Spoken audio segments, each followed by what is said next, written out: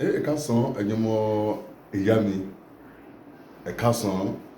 ẹ kú ọjọ́ ajé inú ọjọ́ ajé lágbára Èdùmàrè lágbára Òdùwà ajére làmàrí lágbára Èdùmàrè lágbára àwọn tó rí láyé ọ̀nà àlà fún gbogbo wa eré àti ìbùkún a máa jẹ́ ti gbogbo wa lágbára Èdùmàrè. Orúkọ mi kò yí padà Babaláwo International. Ẹ wo ẹ̀yin ọmọ ìyá mi, kò ní sú mi kò ní rẹ̀ mí. Most of our kan wà. First of all, ẹ má bínú pé kíní wá late because this is afternoon now. But what I'm going to say is that ìgbà tí a bá ní time, ẹ má bínú, ìgbà tí n bá ní time ni màá send, màá post ẹ̀. So ẹ má bínú. So ó yẹ kí n post iṣẹ́ náà lánàá but it's because of the time and torí pé mo busy ni, ẹ má bínú. So but now I'm going to drop this thing. Fún ẹni tó bá tá máa jí ìkan wa, tó máa jí wa ní ìkan, tó bá jí wa ní ìkan, tá bá fẹ́ kí ara ní ẹni tó jí yẹn kó gbé dá padà wá, ìkàtà máa ṣe lélẹ́yìí. A máa lọ ṣe kíní kan,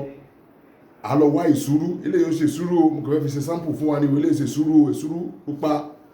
ẹ dá èso pupa àbí ìṣúrú funfun, ẹ sáà lọ wá pupa ló dájú, ẹ lọ wá pupa, ẹ lọ rà á, tẹ́ bá ti ra èso pupa yẹn, ẹ wá mú, ẹ dá orí ẹ̀, ẹ mú orí ẹ̀ báyìí, ẹ dá round, ẹ fi ọ̀bẹ gé round, ẹ bá ti gé, ẹ wá mú sílẹ̀, ẹ wá dig, ẹ wá mú ọ̀bẹ yẹn ẹ fi digi, ẹ máa fi digi ihò sí, ẹ wò á jìn lọlẹ̀ bẹ́ẹ̀ yẹn, ẹ rí bó ti jìn lọlẹ̀, ẹ digi á jìn lọlẹ̀, ẹ bá jìn lọlẹ̀, ẹ wá mú àdín èèyàn gidi, tẹ bá fẹ́ ṣiṣẹ́ yìí ojú èṣù ló dáa kéèyàn ti ṣiṣẹ́ yẹn, ẹ máa ṣàdúrà sí, ẹ bá ti ń ṣe ẹ ṣàdúrà sí, gbogbo ẹni tó bá jí sùúrù ní ti ọ̀rọ̀ ìṣúrù, ẹ máa da àdín yẹn, ẹ dà síbi tẹ digi yẹn, ẹ máa ṣe lójú èṣù, ẹ máa mú kíní cover yẹn, ẹ máa fi dé padà, ẹ máa mú òwú dúdú, tẹ bá ti dà sí, ẹ máa pọ̀fọ̀ ẹ̀ sí báyìí, tẹ bá ti dà àdín yẹn sí, ẹ máa pọ̀fọ̀ ẹ̀ sí báyìí pé sùúrù ní ti ọ̀rọ̀ ìṣúrù o, sùúrù ní ti ọ̀rọ̀ ìṣúrù.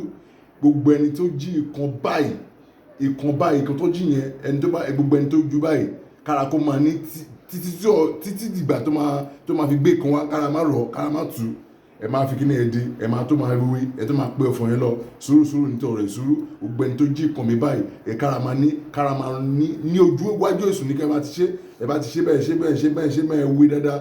ẹ máa lọ ṣe kíni, ẹ máa mú àdín yẹn, ẹ dà so, ẹ máa sọ pé lágbájá, ẹ máa ní lágbájá, ẹ máa pé ó tún wà lórí kíní, ó tún wà nínú kíní yẹn, ẹ wé dáadáa, á bo gbogbo ara ìfọ̀tọ́tọ́, ẹ wá gbé dání, ẹ wá tó lọ bu àdín yẹn tó bù sórí àdín yẹn bù sórí èṣù.